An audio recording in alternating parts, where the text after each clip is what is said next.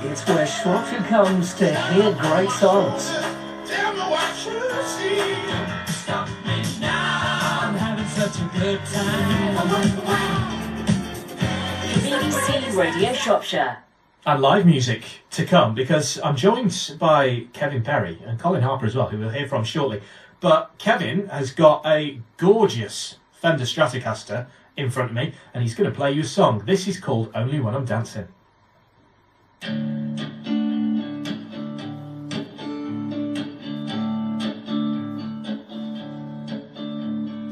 Only when I'm dancing and you are in my arms.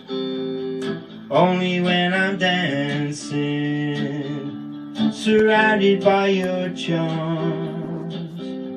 And only when I'm dancing that I could do romancing. It's only when I'm dancing and only in your arms. Only when I'm dancing and only in your arms. I sometimes think I see you across a crowded room. Or maybe I can hear you, or the smell of your perfume. But only when I'm dancing that I can take a chance in. It's only when I'm dancing and only in your arms. Only when I'm dancing and only in your arms.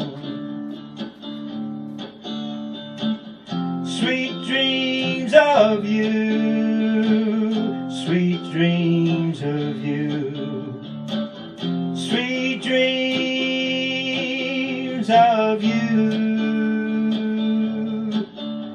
I sometimes think about you when I'm lying in my bed. I sometimes think about you and the words you might have said. But only when I'm dancing that I could find romance in. It's only when I'm dancing and only in your arms. Only when I'm dancing and only in your arms. Only when I'm dancing and only in your arms.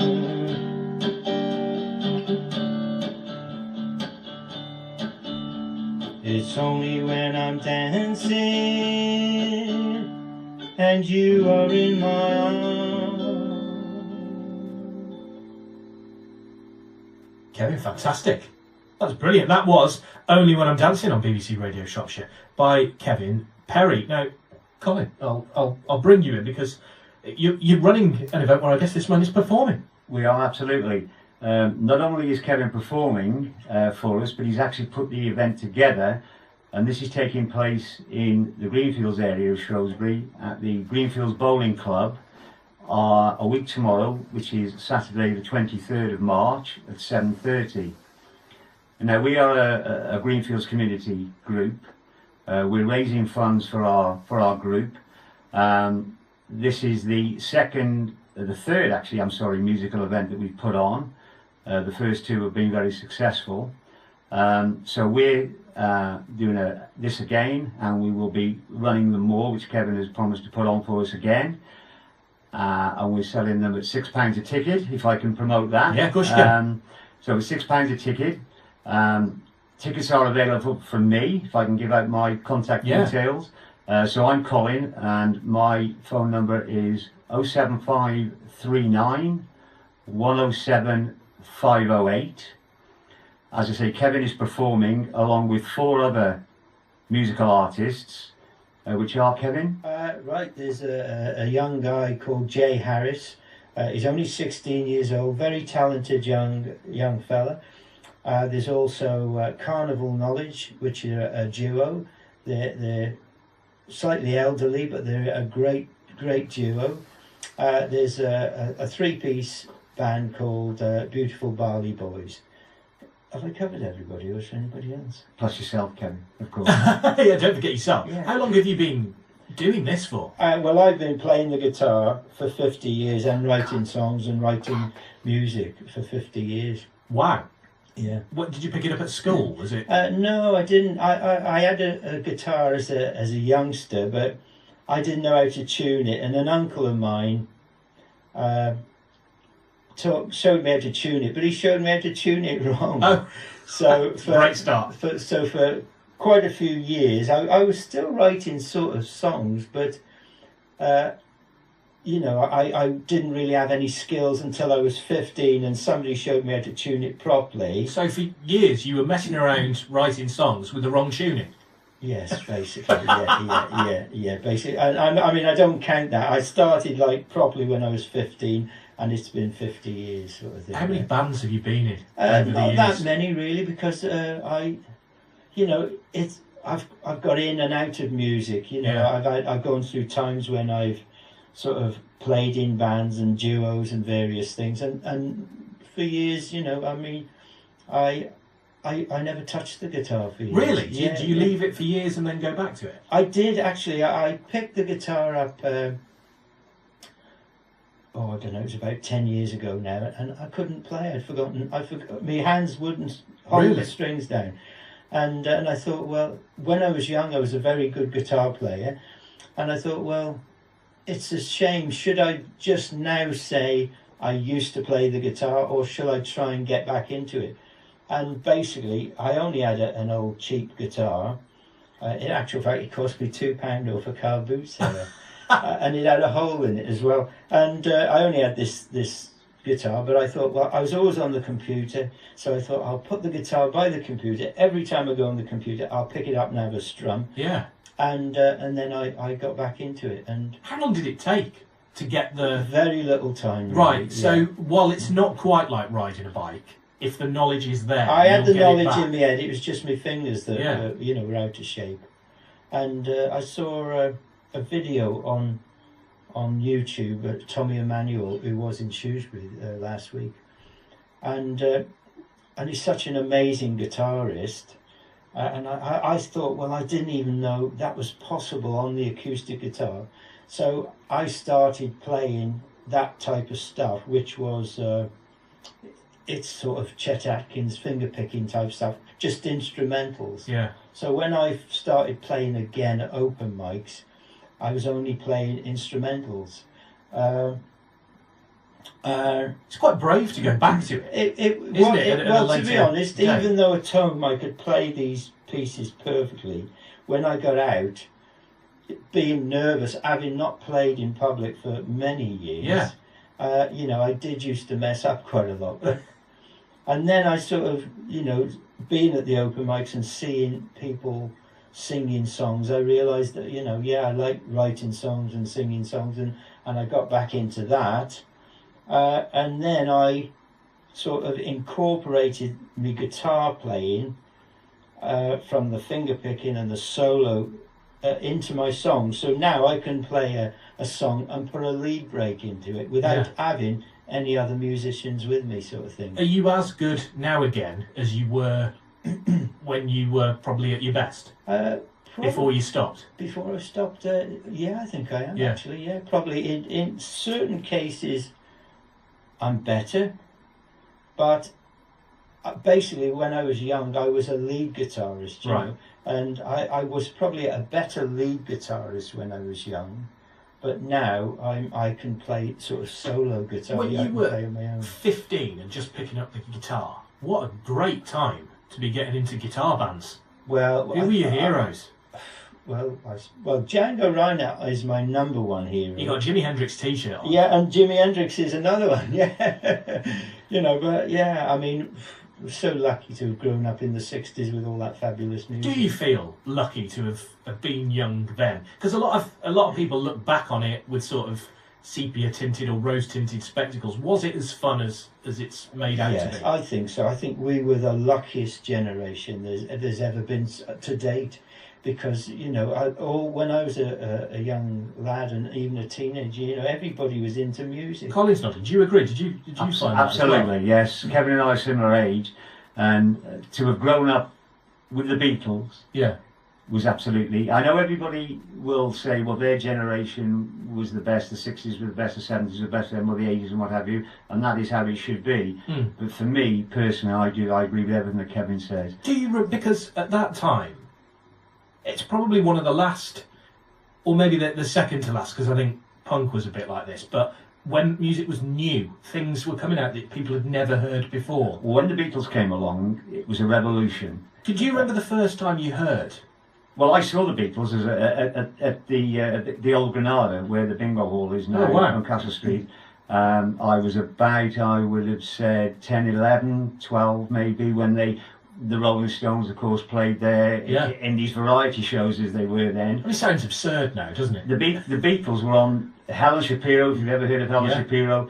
She was the main act. So they were supporting Helen Shapiro. They did come back to the old music hall in the square some time later under their own banner. But yes, fortunate enough to have done that. I didn't see them at the music hall. I saw them at the old Granada.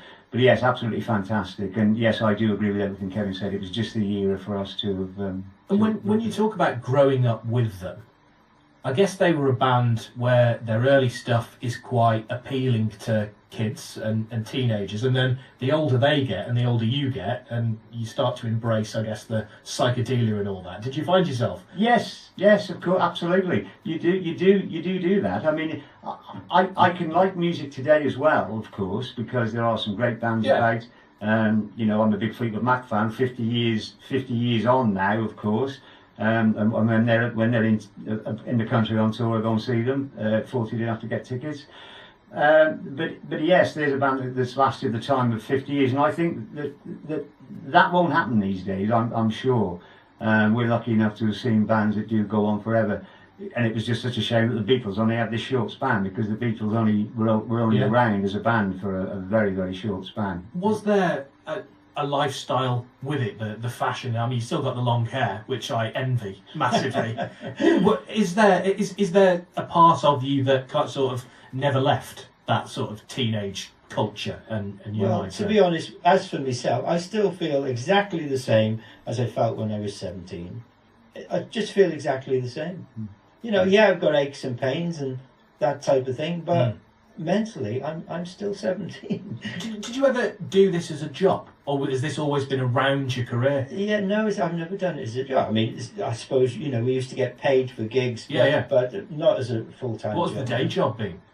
Well, I worked, basically. I worked on a trade counter, electrical wholesalers, and I've done sort of store work and that type of thing. I did go to Hereford College and train as a piano tuner and repairer, and I also, whilst I was there, sort of learned the piano, learned to play the piano. But I've never actually done it as a full-time job. No. But have you always been interested in it? When you get the live music bug, have you followed it through the generations, or do you have a set era that is yours and you kind of ignore the rest? Yeah, I think probably, I must admit, I'm not really into any really modern stuff. You know, I mean, I do like all sort of genres of music, but I don't, for instance, play any modern music. I must admit, you know, I think really, I mean, to be honest, I play everything from Frank Sinatra to Jimi Hendrix, you know, but I can't really say that I play any up-to-date music. You know? Shrewsbury feels like a long way from Carnaby Street and all that. What was Shrewsbury like in 1960, whatever? Was it swinging? Well, to my memory, no, not exactly. That was my guess. I was going to hazard. It wasn't. You went further afield. Where did you go? Well, you go to Manchester or Liverpool, so more Manchester. Right. I mean, that was the club scene of the north. I mean, obviously now Manchester's changed dramatically and is a lovely city, but that was where you went. Because you got the mods and the rockers, and there was a mods and rockers thing in Shrewsbury in the day of the mods and rockers. Did it get a bit of aggro? It did, yes, it did. I can remember there was aggro, you know, with the scooters going through the town and the motorbikes, you know, the mods versus the rockers. and the mods used to go to Manchester. Now I didn't because my mum probably didn't let me go. I probably wasn't allowed, you know. But yeah, it was that was where you did go. You went further afield. But also, funnily enough, there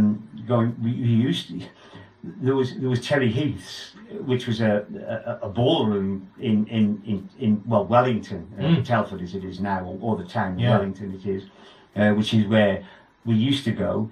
We used to go on the train, and that was an up and coming place. Terry Heath being the guy that built it and owned so it. you'd literally go dancing in a ballroom. Oh yeah. That's live bands. And absolutely, live a lot of live bands in those days. There was a lot of live bands about in those days. Some good and not so good, and not as good as Kevin, of course. How international did it get? Did you get sort of Motown and stuff coming over and all of that? No, you not to play in smaller places. But again, we did have the Granada, as I said, where the Beatles came, and there's a lot of variety shows there. You know, people like Cliff Richard. In fact, I think the Supremes came years ago, if my memory serves me right, going back to the 60s. It's remarkable, isn't it, that those people came to a small town in Shropshire? It does. It does seem extraordinary. Did that seem normal at the time? At the time, because these bands played smaller venues. They absolutely played. I mean, I've got a book of the Beatles. And the venues that they played, they played places like Nantwich, Stoke. I mean, Stoke is a bigger place, but the small towns like Nantwich, Hereford, places like that, and of course Shrewsbury. And they came to Shrewsbury twice. And of course, the Beatles is the one that everybody will know of anyway. But yes, this is what they did, and they played all the smaller venues. There wasn't the bigger venues. There was no NEC or no NIA. And they didn't do the big stadiums in those days. I mean, the big stadium tour that the Beatles did was obviously in America, and stopped them from playing live. Of course, it was so unsatisfactory as an experience for them. Well, it only in those days, of course. Now you've got these big power amps and massive power banks when you go and see a live band outdoors. But there, it came through the PA system. Yeah. There was no big speakers. Yeah. Has it changed? Technology-wise, yes, basically, it's got more and more technical. I think really, because now you can have a pedal for everything. Yeah, you can. Do you like to keep it simple? I keep it very, very simple. I don't use pedals. There's a couple of instrumentals I started playing lately that I do use a digital delay, but other than that, I don't use any effects at all. I never have on my guitar. I've never been into it, you know. So the next song you're going to play is Mirror Song. Yeah, now, can I just say, I forgot to mention Gabrielle LaFoley, who's also on the bill. Yeah, don't forget Gabrielle. Yeah, she'll never forget me. And she's played all over the world. She's a ukulele player and a song. She does a lot of comical songs. What's that guy? George Formby type stuff, you know. And she is really, really popular and a real tremendous sort of performer. Well, we'll chat a bit more after this. But it's Mirror Song. Mirror Song. Take it away.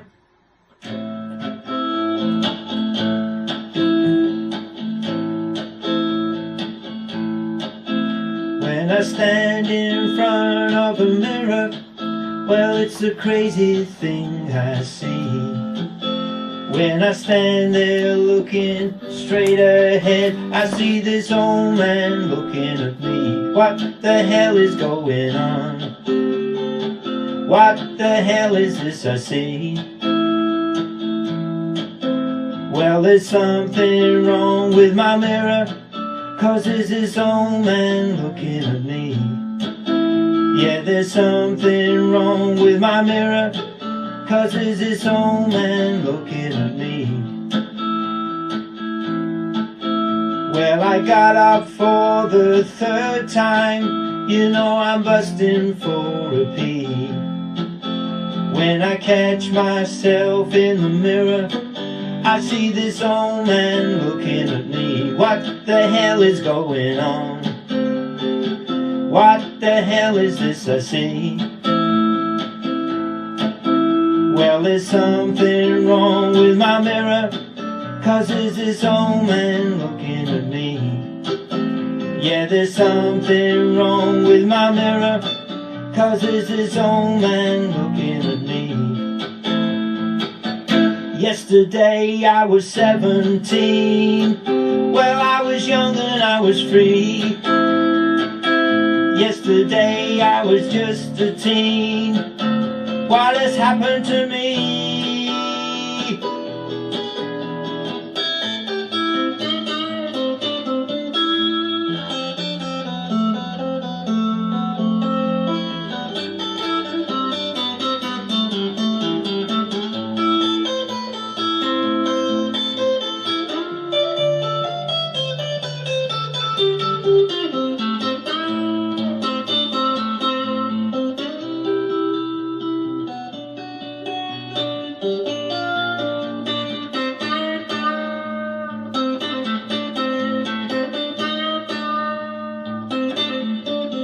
Well, there's something wrong with my mirror. Well, it's a crazy thing I see. When I stand there looking straight ahead, I see this old man looking at me. What the hell is going on? What the hell is this I see? Well, there's something wrong with my mirror, 'cause there's this old man looking at me. What the hell is going on? What the hell is this I see? Well, there's something wrong with my mirror, 'cause there's this old man looking at me. Yeah, there's something wrong with my mirror, 'cause there's this old man looking at me. Yeah, there's something wrong with my mirror, 'cause there's this old man looking at me. Mirror song. Kevin Parry, more from Kevin and Colin Harper shortly. Marnie, Dancing with a Stranger on BBC Radio Shropshire. My name's Mark Elliott, this is the 7 o'clock show, and I'm joined by Kevin Parry and Colin Harper, who have got a gig at Greenfields. Greenfields Community Group are running it, and it's on the 23rd of March. We'll get all the details again shortly. But Kevin, you grew up in Hereford? No, Shrewsbury. So you went to Hereford College? I did go to Right. Hereford College. So did you find Shrewsbury to be as fertile ground for a young musician? Yeah, it was. I mean, to be honest with you, I feel that I missed out a bit because I had no money, basically. Right. You know, and to be in a band at that time, well, at any time. You needed gear, you yeah, needed you a van. needed the gear. Gear relatively now is a lot cheaper than it was back then. Is it? Is it? Really? It is. So, it really, really is, yeah. And the quality of the gear is so much... you know, to buy a decent guitar, I bought myself a Gibson Les Paul when I was about 20 years old, and it cost me, and that was about 73, 74, it cost me 350 quid. Now, wow. Back then, you could actually, there was houses for sale on St Michael Street for £1,000. Yeah. So that was an awful lot So of your money. Les Paul cost what a family car would have cost, essentially. Yeah, basically, yeah. I mean, that's phenomenal. It is. It was a phenomenal. I mean, you know, well, I had a loan to buy it, you know, and I paid it back over 3 years. You know, it was a lot of money. You still got it? No. Probably would have been worth a fortune. Yeah, wouldn't it? worth thousands of pounds now. Yeah, no, I haven't got it. How many guitars have you got? I've got 15 guitars. 15? I am a bit of a guitar junkie, yeah. Go on then, so take me through the collection, because you've got the white Fender around your neck now, which is gorgeous. Yeah. I've got a couple of Gibson guitars. They're not all... I've got 2 Les Pauls, but not as good as the one that I had when I was a youngster, like. But they're still good Les Pauls, Gibson Les Pauls. I haven't really got... I've got a PRS guitar, which is, you know, also quite expensive. But really, guitars aren't about how much they cost. It's how good they play and how good they sound. Can you pick up a great sounding guitar without necessarily having a name on it for a reasonable amount of money? Absolutely, yeah. Yeah, absolutely you can. I mean, I did have a guitar. I sold it recently just because I got too many guitars. But I only paid 25 quid for it, and it was a fantastic guitar. Really? Yeah, and only, like, I think about a week ago, I bought another Strat. I bought it online, Stratocaster guitar. Shall I name the make or not? Yeah. Yeah, it's called Gear for Music. And I bought it. It was only 84 quid. And I bought it because it was such a beautiful colour of blue. It was like the blue of this microphone cover. Oh, like an aqua sort of blue colour. They called it sky blue, but it was a beautiful colour. And I thought, well, for 84 quid, take a punt. Yeah, I took a punt on it. And again, now I've set it up.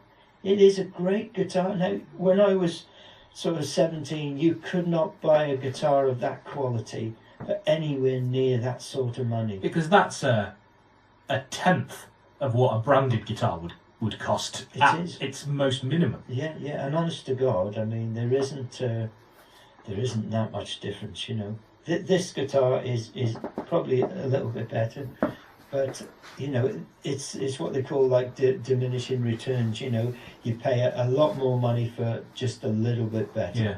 Did you ever have lessons or anything like that, or are you completely self-taught? No, I'm self-taught. Do you feel like you've got an ear for music, or have you ever done any theory? No, I've looked at theory, but no, I've never done any theory. No, I think, you know, I'm just lucky that I probably have got some sort of natural gift or something, because when I was shown, way back when I was 15, how to, you know, a few chords, I mean, the next day I was playing songs. So once you'd got the basics down, you were away? Yeah, it sort of took off like a rocket once I knew what I was doing. And what about songwriting? Has that always been something you felt, I don't know, an itch to do, compelled to do? Yeah, I mean, I'd never sort of sit down and say I'm going to write a song. Songs just come to me, you know. Very often they come, like the one I just played, the Mirror song. I got up to go to the bathroom at 4 o'clock in the morning and caught a glimpse of myself in the mirror, got back into bed, and I sort of started writing this song in my head, and I thought, well, this is a good song, and so I had to get up, go downstairs and record it, because I knew I would have forgotten it by the morning. So I write a lot of songs away from the instrument, you know. I mean, sometimes, I mean, that particular song, as I say, I formulated some words and the tune in my head, and I went down and I just switched the video camera on and recorded it, and everything just came, all the words came. Sometimes that happens, you know. Does it get harder? And I don't even think it's the older you get, but the more songs you write, to keep creative and doing different things? Well, not for me. It doesn't. They just come. I don't know where they come from. It's like you just pluck them out the air. I really don't know where they come from. I've no idea whatsoever. But I could some days write 10 songs a day, because I just, some days ideas keep flowing. I don't do it. I don't write 10 songs a day simply because you haven't got time. Well, I have actually got time, but the point is, it's not going nowhere. You know, I mean, if I was recording albums, you know, and if I was a professional musician, I probably would. But you know, I mean, I did write 5 songs and write and record 5 songs in one day a couple of years ago. But you know, they just come. I don't know where they come from. Do you still get that same sense of satisfaction when you've done it? Yeah, I think so. Yeah. You know, I mean, it's a good feeling when you create something like that, you know. Yeah. Now, this must have really, Colin, helped bring the community together. When you're doing events like this in such a small community, having gigs, getting everyone in the same place, you must have started speaking to each other and stuff like that. Absolutely. Well, as I say, Kevin and I passed each other in the street over 25 years. And it was only because one day he was walking down the street, or one evening, with a guitar on his back, with his wife. And I looked at him and I thought, well, he lives 100 yards from me. Where's he going with that guitar on his back? So a couple of days later, I bumped into him in the street. He was walking his dogs to the park. And I approached him. I said, where were you going with the guy? Do you play guitar? And he said, yeah. He said, I go to open mics in the town and do a bit of this, and he's got lots of views on YouTube, and within an hour that day we were having an organised event in the park, and he was there playing for 25-30 minutes, and he did all that for free, and we bought him a pint and kept him lubricated, and that was great. Must be great fun. Absolutely, because this has brought the community together. These events have brought the community together. It's a reason for people of all ages to get together as well, isn't it? It doesn't discriminate. No, it against doesn't. who it appeals to. Any age can come along. We're putting these on. We will put more on, and we are doing, as I say, one a week on Saturday on the 23rd. And Kevin is doing it for us with the bands that or the artists that he mentioned. So remind us where it is, and obviously you've got the music. What else? What can people expect when they turn up? Well, what they can expect is basically it will be those 5 artists, which does include Kevin. So the venue is the Greenfields Bowling Club, which is obviously in the Greenfields area of Shrewsbury. So it's at the end of Falstaff Street, which is in Greenfields. At the end of the road in Falstaff Street, you go up the speed bump, turn right in the bowling club. For those who don't know, it's down there. So it starts at 7:30. We are having a raffle because they did a fundraising effort. So we're having a raffle. People can buy. There's a bar open. The bar will be open. The Greenfields Bowling Club have supported us with our events, and that's on the 23rd, and it starts at 7:30. My name's Colin, and there are posters about the area that we put on lampposts and what have you, and tickets are available from me. My contact details are 07539 107 508. Tickets are also will be available on the night, but the venue is first come, first yes, served. it is purely because it's a very, very nice venue for people who haven't been there. But obviously it is restricted to numbers. Is it a buzz just getting live music in your community? Absolutely, it is. Because you don't get it anymore, No, do you? you don't. I mean, I get a buzz from... I've got a neighbour as well called Tony Smith, who lives in the area. And Tony and I have been selling tickets as best we can. Tony's put a lot of effort into it. He's been running around selling as many tickets as we can.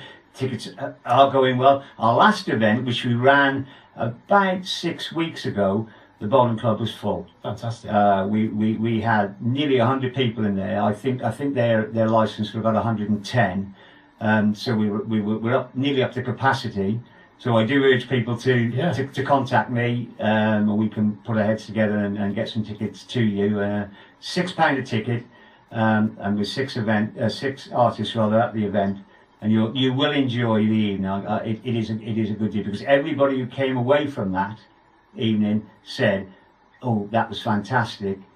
Can Kevin put another one together?" And he has. So it turns out you're a promoter now. Well, yes, if you like, yes. Who knows? Who knows? At my ripe old age of whatever, yes, who knows? Yes, I could be called that. You're the Greenfields Colonel. Or something like that. Something That's what we'll Absolutely. go with. I never looked at it like that, to be honest with that. Yes, but we've got to include Tony Smith on that as well, because Tony has put an awful lot of work in as well. Sounds fantastic. Right. So Kevin, play yourself out with "It Gets in Your Head," and thanks a lot, both of you, for coming in.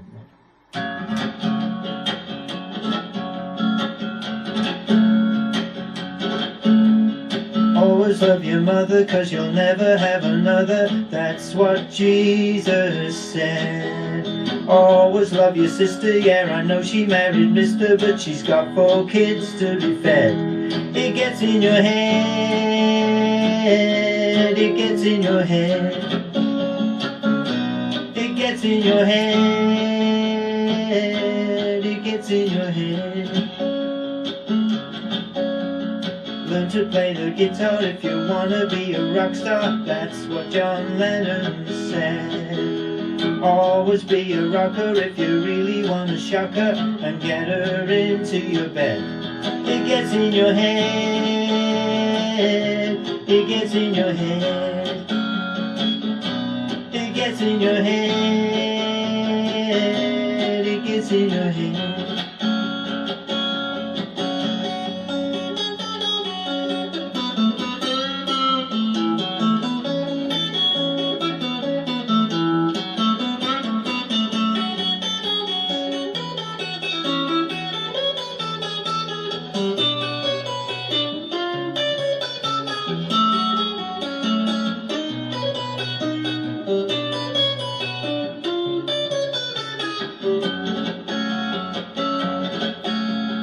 there. Always love your mother, 'cause you'll never have another. That's what Jesus said. Always love your sister, yeah, I know she married Mister, but she's got 4 kids to be fed. It gets in your head, it gets in your head, it gets in your head, it gets in your head, it gets in your head.